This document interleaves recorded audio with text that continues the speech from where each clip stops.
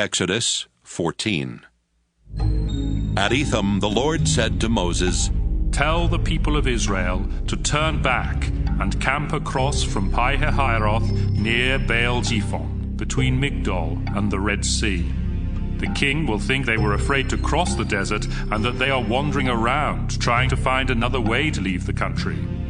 I will make the king stubborn again, and he will try to catch you. Then I will destroy him and his army. People everywhere will praise me for my victory, and the Egyptians will know that I really am the Lord. The Israelites obeyed the Lord and camped where he told them. When the king of Egypt heard that the Israelites had finally left, he and his officials changed their minds and said, Look what we have done! We let them get away, and they will no longer be our slaves. The king got his war chariot and army ready. He commanded his officers in charge of his 600 best chariots and all his other chariots to start after the Israelites. The Lord made the king so stubborn that he went after them, even though the Israelites proudly went on their way. But the king's horses and chariots and soldiers caught up with them while they were camping by the Red Sea near Pi-hahiroth and Baal-zephon. When the Israelites saw the king coming with his army, they were frightened and begged the Lord for help. They also complained to Moses. Wasn't there enough room in Egypt to bury us? Is that why you brought us out here to die in the desert? Why did you bring us out of Egypt anyway? While we were there, didn't we tell you to leave us alone? We had rather be slaves in Egypt than die in this desert. But Moses answered, Don't be afraid. Be brave, and you will see the Lord save you today. These Egyptians will never bother you again.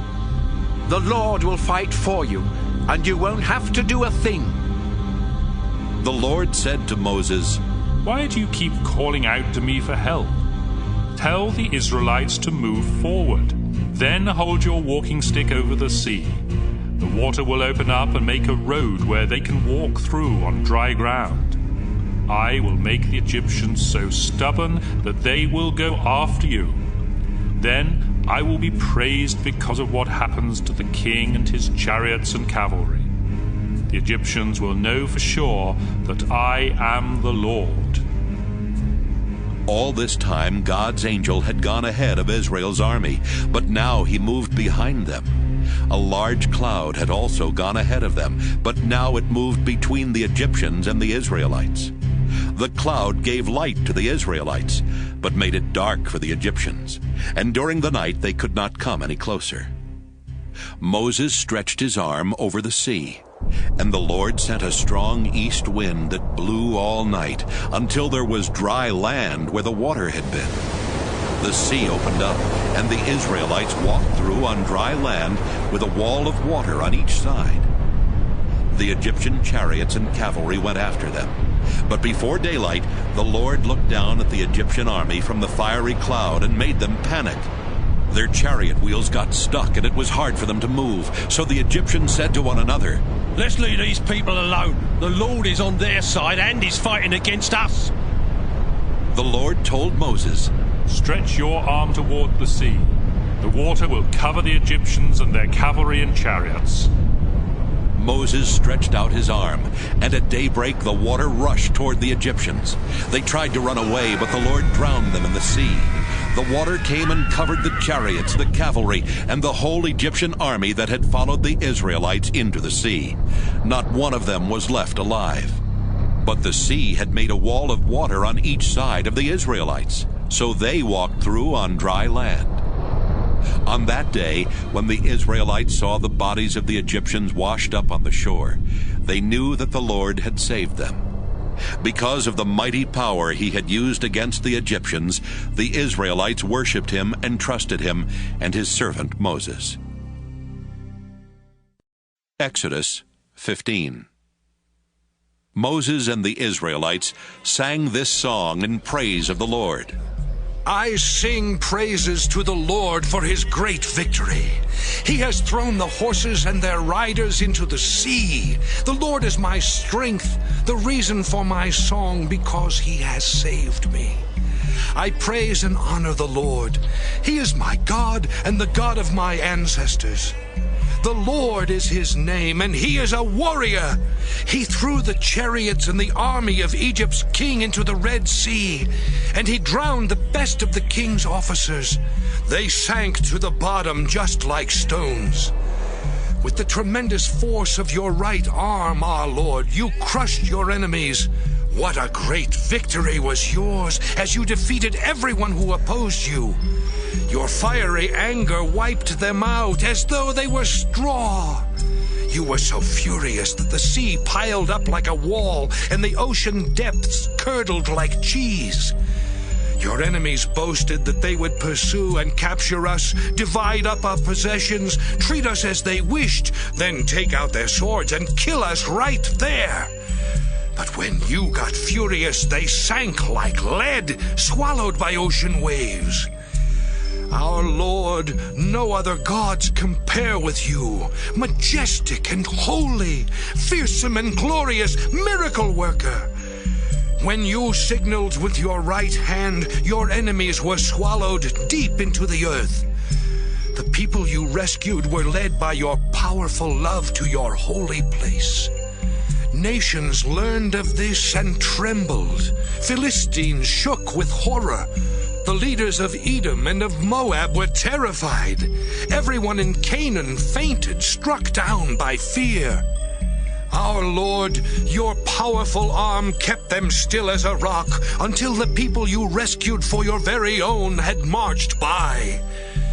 You will let your people settle on your chosen mountain where you built your home and your temple. Our Lord, you will rule forever. The Lord covered the royal Egyptian cavalry and chariots with the sea, after the Israelites had walked safely through on dry ground. Miriam, the sister of Aaron, was a prophet. So she took her tambourine and led the other women out to play their tambourines and to dance. Then she sang to them, "Sing praises to the Lord for his great victory. He has thrown the horses and their riders into the sea."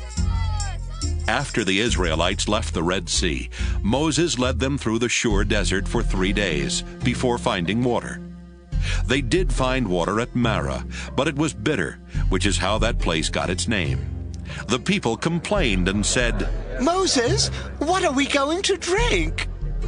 Moses asked the Lord for help, and the Lord told him to throw a piece of wood into the water. Moses did so, and the water became fit to drink. At Marah, the Lord tested his people and also gave them some laws and teachings. Then he said, I am the Lord your God, and I cure your diseases. If you obey me by doing right and by following my laws and teachings, I won't punish you with the diseases I sent on the Egyptians. Later, the Israelites came to Elim, where there were 12 springs and 70 palm trees, so they camped there. Exodus 16. On the 15th day of the 2nd month, after the Israelites had escaped from Egypt, they left Elim and started through the western edge of the Sinai desert in the direction of Mount Sinai. There in the desert they started complaining to Moses and Aaron. We wish the Lord had killed us in Egypt. When we lived there, we could at least sit down and eat all the bread and meat we wanted. But you have brought us out here into this desert where we are going to starve.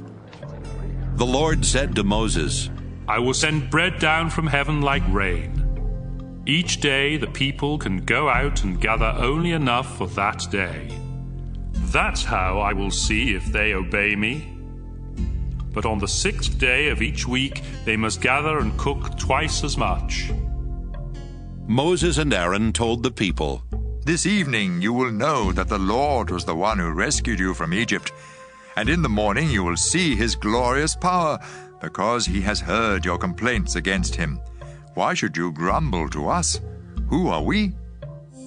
Then Moses continued, You will know that it is the Lord when he gives you meat each evening and more than enough bread each morning. He is really the one you are complaining about, not us. We are nobodies. But the Lord has heard your complaints. Moses turned to Aaron and said, Bring the people together, because the Lord has heard their complaints. Aaron was speaking to them when everyone looked out toward the desert and saw the bright glory of the Lord in a cloud. The Lord said to Moses, I have heard my people complain. Now tell them that each evening they will have meat, and each morning they will have more than enough bread. Then they will know that I am the Lord their God. That evening, a lot of quails came and landed everywhere in the camp, and the next morning dew covered the ground. After the dew had gone, the desert was covered with thin flakes that looked like frost. The people had never seen anything like this, and they started asking each other, What is it? Moses answered, This is the bread that the Lord has given you to eat. And he orders you to gather about 2 quarts for each person in your family. That should be more than enough. They did as they were told. Some gathered more and some gathered less according to their needs, and none was left over. Moses told them not to keep any overnight. Some of them disobeyed, but the next morning what they kept was stinking and full of worms, and Moses was angry. Each morning everyone gathered as much as they needed, and in the heat of the day the rest melted. However, on the 6th day of the week, everyone gathered enough to have 4 quarts instead of 2. When the leaders reported this to Moses, he told them that the Lord had said, Tomorrow is the Sabbath, a sacred day of rest in honor of me. So gather all you want to bake or boil, and make sure you save enough for tomorrow. The people obeyed, and the next morning the food smelled fine and had no worms. You may eat the food, Moses said. Today is the Sabbath in honor of the Lord, and there won't be any of this food on the ground today. You will find it there for the first 6 days of the week, but not on the Sabbath. A few of the Israelites did go out to look for some, but there was none. Then the Lord said, Moses, how long will you people keep disobeying my laws and teachings? Remember that I was the one who gave you the Sabbath. That's why on the 6th day I provide enough bread for 2 days. Everyone is to stay home and rest on the Sabbath. And so they rested on the Sabbath. The Israelites called the bread manna. It was white like coriander seed, and delicious as wafers made with honey. Moses told the people that the Lord had said, Store up 2 quarts of this manna, because I want future generations to see the food I gave you during the time you were in the desert after I rescued you from Egypt. Then Moses told Aaron, Put some manna in a jar and store it in the place of worship for future generations to see.